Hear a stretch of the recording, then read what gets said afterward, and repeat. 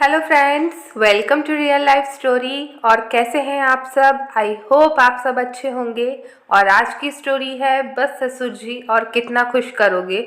बहुत अच्छी कहानी है, पूरी सुनिएगा और अपने सजेशंस कमेंट सेक्शन में ज़रूर दीजिएगा।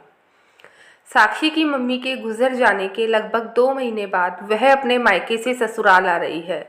घर के सभी लोग इसी उधेड़बुन में हैं कि साक्षी जब मायके से ससुराल आएगी तो हम उससे कैसे बात की शुरुआत करेंगे। साक्षी की शादी को अभी 3 साल हो चुके हैं और वह अपने स्वभाव से बहुत ही हंसमुख विचार की है। घर में उसके सास ससुर उसे अपनी बेटी की तरह प्यार करते हैं और वह अपने मायके और ससुराल दोनों जगह इकलौती ही है। राहुल, साक्षी का पति, उसे लेने उसके मायके गया हुआ है और इन 2 महीनों में राहुल और उसके मम्मी पापा साक्षी के मायके 15 दिनों के लिए गए थे। राहुल ने साक्षी का इन 2 महीनों में बहुत साथ दिया क्योंकि साक्षी और उसके पिता बिल्कुल अकेले हो चुके थे और जो भी रिश्तेदार आए थे वह भी अपने अपने घर जा चुके थे। इसलिए राहुल को जब भी काम से छुट्टी मिलती 2 दिनों के लिए वो भी अपने ससुराल चला जाया करता। और आज अपनी बहू के आने की खुशी में राकेश जी ने बहू की पसंद का खाना बनाया है, क्योंकि राकेश जी को वैसे भी खाना बनाने का बहुत शौक है और वे कई बार अपनी बहू के लिए उनकी पसंद का खाना शौक से बनाते भी हैं। राहुल और साक्षी जैसे ही घर में कदम रखते हैं, राकेश जी जल्दी से दरवाजे के पास आते हैं। साक्षी उनके पैर छूकर कहती हैं, कैसे हैं पापा आप? और फिर अपनी सास सरला जी के गले लगकर रोने लगती है। ओ मम्मी, ये सब क्या हो गया? मेरे पापा तो बिल्कुल अकेले हो गए। तभी साक्षी के ससुर जी कहते हैं, अरे साक्षी बेटी, तू ऐसे मत रो, अभी हम जिंदा हैं और मैंने देखा है सरला जी ने भी तुझे हमेशा बेटी की तरह ही प्यार दिया है और मैं वादा करता हूँ कि मैं ये प्यार कभी कम होने भी नहीं दूंगा। हाँ, ये बात है बेटा, समधी साहब को समधन जी के जाने से बहुत दुख हो गया है और वह बिल्कुल अकेले हो गए हैं। तभी सरला जी कहती है, सारी बातें दरवाजे पर ही करोगे या बहू को घर में भी आने दोगे? मुझे भी उससे ढेर सारी बातें करनी हैं। और हाँ, उसके हाथों की बनी अदरक वाली मसालेदार चाय भी तो पीनी है। साक्षी अपनी मम्मी के जाने के बाद बदल सी गई थी।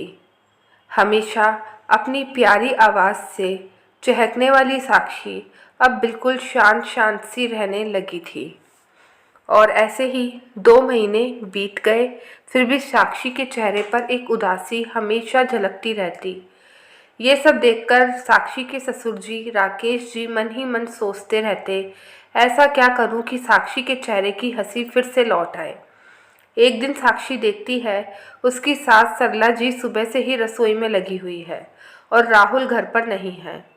तभी साक्षी रसोई में गई और अपनी सास से बोली, मम्मी, आज सुबह सुबह ही पनीर की सब्जी क्यों बना रही हैं आप? और ये राहुल कहाँ गए? तब सरला जी ने कहा, साक्षी, मैंने सोचा आज संडे है तो खाने में कुछ खास बना दूं और ये राहुल तो अपने बाल कटवाने गया हुआ है। तब साक्षी ने कहा, ठीक है मम्मी। तभी दरवाजे की घंटी बजती है।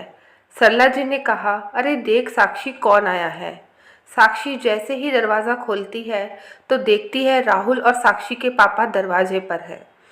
वह समझ जाती है कि मम्मी जी आज सुबह से क्यों रसोई में हैं और राहुल क्यों बाल कटवाने गए हुए हैं।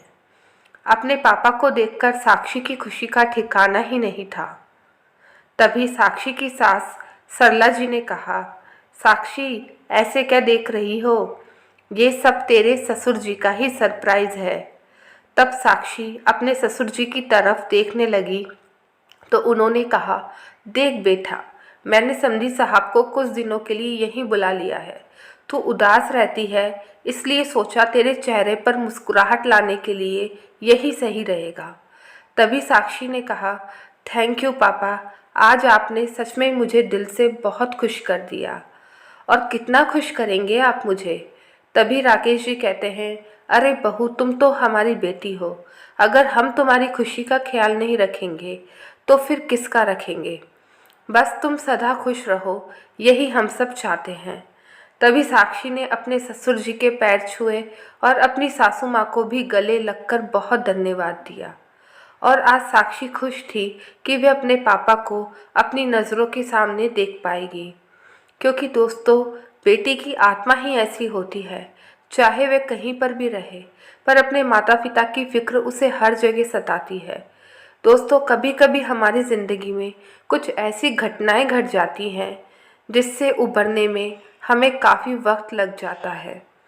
लेकिन इस दुख को कम करने के लिए अगर सरला जी जैसी सास और राकेश जी जैसे ससुर हो तो दुख बहुत कम हो जाता है और बहू भी अपने सास ससुर के आगे नतमस्तक हो जाती है। आपकी इस बारे में क्या राय है? कमेंट करके ज़रूर बताइएगा। क्या राकेश जी ने साक्षी के लिए सही किया? ये मुझे ज़रूर बताइएगा।